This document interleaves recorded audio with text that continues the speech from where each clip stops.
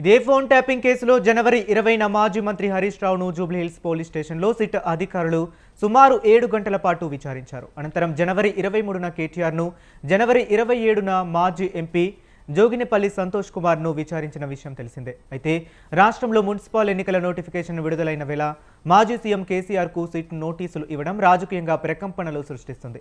కాంగ్రెస్ సర్కార్ రాజకీయ కక్షతోనే తమ అగ్ర నేతలను ఇబ్బంది పెడుతుందని బీఆర్ఎస్ శ్రేణులు దుమ్మెత్తిపోస్తుండగా, కాంగ్రెస్ మంత్రులు, ముఖ్య నేతలు మాత్రం చట్టం తన పని తాను చేసుకుపోతుందని కౌంటర్ అటాక్ చేస్తున్నారు.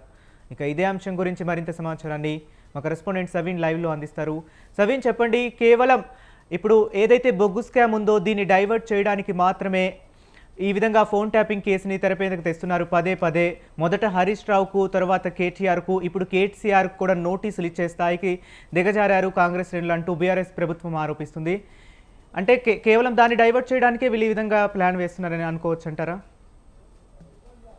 ముఖ్యంగా బీఆర్ఎస్ అధికారంలో ఉన్న సమయంలో ఫోన్ ట్యాపింగ్ జరిగిందంటూ కాంగ్రెస్ పార్టీ అధికారంలోకి వచ్చిన తర్వాత ఆరోపిస్తోంది. ఈ నేపథ్యంలోనే 2024లో ఫోన్ ట్యాపింగ్ కేసులో ఫోన్ ట్యాపింగ్ అంశంపై కేసు నమోదైంది. ఇప్పుడు తాజాగా బీఆర్ఎస్ పార్టీకి సంబంధించి వర్కింగ్ ప్రెసిడెంట్ కేటీఆర్తో పాటు మాజీ మంత్రి హరీష్ రావు, రాజ్యసభ మాజీ ఎంపీ జోగినిపల్లి సంతోష్ రావు ఇప్పటికే ఫోన్ ట్యాపింగ్ కేసులో విచారణకు హాజరయ్యారు.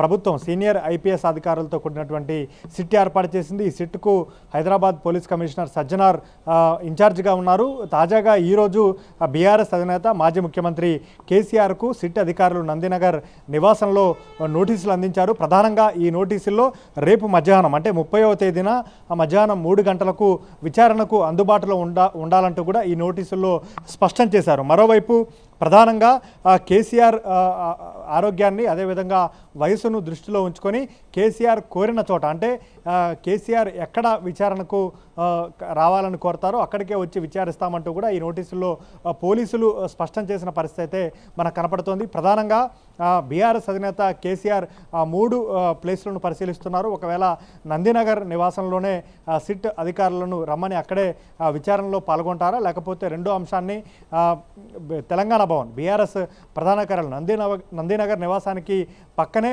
బీఆర్ఎస్ కేంద్ర కార్యాలయం ఉంటుంది. బీఆర్ఎస్ పార్టీ కార్యాలయంలోనే సిట్ విచారణలో పాల్గొంటే ఏ విధంగా ఉంటుంది అనే దానిపైన కూడా కేసీఆర్ పరిశీలిస్తున్నట్లుగా తెలుస్తుంది. అయితే రాజకీయ పార్టీ ఆఫీసులో సిట్ విచారణకు పోలీస్ అధికారులు ఒప్పుకుంటారా? ఎందుకంటే రాజకీయ పార్టీ కార్యాలయంలో నిబంధనలు ఏ మేరకు ఉన్నాయి, ఎందుకంటే పోలీసులను పార్టీ ఆఫీసులోకి అనుమతించరు కాబట్టి విచారణ అక్కడ చేయవచ్చా లేదా అనే దానిపైన కూడా లీగల్ ఒపీనియన్ తీసుకునే అవకాశం కనపడుతుంది. ఇక మూడోది సిట్ కార్యాలయానికే కేసీఆర్ వెళ్ళటం. ఇప్పటికే మాజీ మంత్రులు హరీష్ రావు, కేటీఆర్, అదేవిధంగా సంతోష్ రావు జూబ్లీహిల్స్ ఏసీపీ కార్యాలయానికి వెళ్ళి సిట్ విచారణలో పాల్గొన్నారు కాబట్టి సిట్ ఆఫీస్కే కేసీఆర్ వెళ్తారా లేదా అనే దానిపైన సందిగ్ధత కొనసాగుతోందని చెప్పుకోవచ్చు. ప్రధానంగా బీఆర్ఎస్ అధికారంలో ఉన్నప్పుడు ప్రధానంగా బీఆర్ఎస్ పార్టీ ముఖ్య నేతలు అంటే ప్రభుత్వ పెద్దలు ఫోన్ ట్యాపింగ్ చేశారనేది ప్రధానమైన అభియోగం. దీనిపై కాంగ్రెస్ పార్టీ కూడా ఇదే అంశాన్ని ఆరోపిస్తూ వస్తుంది. అందులో భాగంగానే బీఆర్ఎస్ అధికారంలోకి వచ్చిన తర్వాత కాంగ్రెస్ పార్టీ అధికారంలోకి వచ్చిన తర్వాత ఫోన్ ట్యాపింగ్ అంశంపై కేసు నమోదు చేశారు. ఈ అంశంపైనే ప్రధానంగా రాజకీయ నాయకులు, సినీ ప్రముఖులు, వ్యాపార ప్రముఖులు, జడ్జిలతో పాటు ప్రధానంగా అప్పుడు బీఆర్ఎస్ పార్టీకి, ప్రభుత్వానికి వ్యతిరేకంగా ఎవరైతే మాట్లాడుతున్నారో లేకపోతే ఎవరైతే పనిచేస్తున్నారో వీరందరి ఫోన్లను ట్యాప్ చేశారు. ముఖ్యంగా ఉప ఎన్నికల సమయంలో, అసెంబ్లీ నియోజకవర్గాలకు జరిగిన ఉప ఎన్నికల సమయంలో, అసెంబ్లీ 2023 అసెంబ్లీ ఎన్నికల కంటే ముందు జరిగినటువంటి మునుగోడు అసెంబ్లీ ఉప ఎన్నికలు కావచ్చు, అదే సమయంలో జరిగినటువంటి మొయినాబాద్ ఫామ్ హౌస్ కేంద్రంగా బీఆర్ఎస్ పార్టీకి సంబంధించిన 4 ఎమ్మెల్యేలను బీజేపీ కొనుగోలు చేసే ప్రయత్నం చేసిందంటూ బీఆర్ఎస్ పార్టీ ఆరోపించడం, అదేవిధంగా ఉప ఎన్నికల సమయంలో ప్రత్యర్థి పార్టీలకు సంబంధించి రీసోర్సెస్ను కట్టడి చేయడం ఫోన్ ట్యాపింగ్ ద్వారానే ఇదంతా బీఆర్ఎస్ పార్టీ చేయగలిగింది అనేది ఆరోపణ. కాబట్టి బీఆర్ఎస్ పార్టీ అధికారంలోకి వచ్చిన తర్వాత ఇదే అంశంపై కేసు నమోదు చేశారు.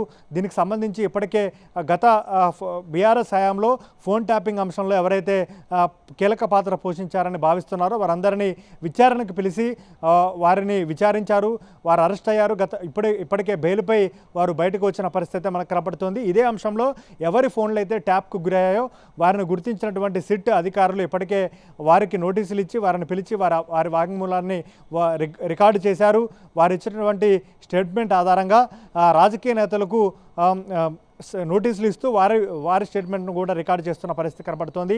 ఇప్పటికే బీఆర్ఎస్ పార్టీకి సంబంధించిన మాజీ ఎమ్మెల్యేలు చిరుమర్తి లింగయ్య, అదేవిధంగా ప్రధానంగా చిరుమర్తి లింగయ్యతో పాటు జైపాల్ యాదవ్ వీరిద్దరి స్టేట్మెంట్ను రికార్డు చేశారు. ఆ తర్వాత బీఆర్ఎస్ పార్టీకి సంబంధించి మాజీ మంత్రి హరీష్ రావుకు నోటీసులు ఇచ్చి 7 గంటల పాటు విచారించారు.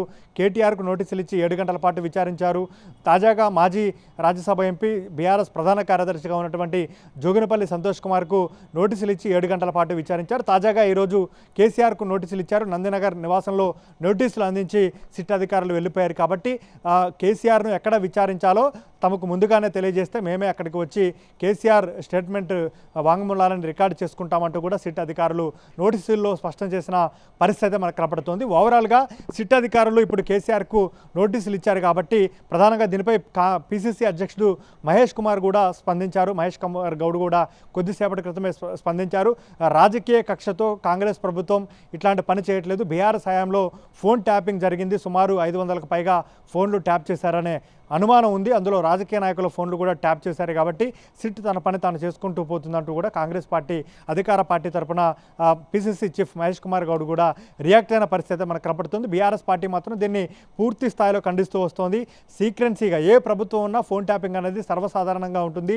చట్ట వ్యతిరేక కార్యకలాపాలకు పాల్పడే వారిని అదుపులో చేసేందుకు ఏ ప్రభుత్వం ఉన్నా ఫోన్ ట్యాపింగ్ చేస్తుంది. ఫోన్ ట్యాపింగ్ అనేది ఇంటెలిజెన్సీ ఎస్ఐబి విభాగం పరిధిలోకి వస్తుంది. ఆఫీసులు ఎక్కడ ఉంటాయో కూడా కొన్నిసార్లు ప్రభుత్వ పెద్దలకు తెలియని పరిస్థితి ఉంటుంది. కానీ ఇప్పుడు కాంగ్రెస్ ప్రభుత్వం అధికారంలోకి వచ్చాక కావాలనే ఫోన్ ట్యాపింగ్ విషయంలో రాద్ధాంతం చేస్తుంది. రాష్ట్రంలో సింగరేణి బొగ్గు గనుల విషయం కావచ్చు, ఇతర అంశాల్లో కాంగ్రెస్ ప్రభుత్వం చేస్తున్నటువంటి అవినీతి కావచ్చు, సీఎం రేవంత్ రెడ్డి డైవర్షన్ పాలిటిక్స్లో భాగంగానే ఫోన్ ట్యాపింగ్ చుట్టూ రాద్ధాంతం చేస్తున్నారనేది బీఆర్ఎస్ పార్టీ వర్షన్గా మనకు కనపడుతోంది.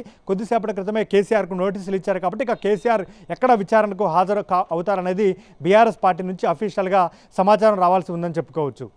Okay, right. Thank you Saveen.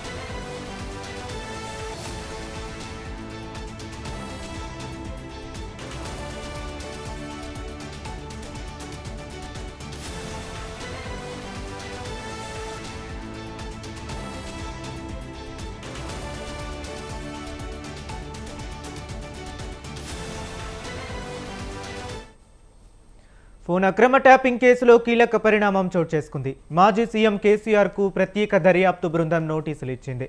నందినగర్లోని KCR నివాసానికి వెళ్లిన అధికారులు నోటీసులు ఇచ్చారు. రేపు మధ్యాహ్నం 3 గంటలకు విచారణకు హాజరు కావాలని నోటీసుల్లో పేర్కొన్నారు. కేసీఆర్ వయసు దృష్ట్యా సిట్ కార్యాలయానికి రావాల్సిన అవసరం లేదని నోటీసులో పేర్కొన్నారు.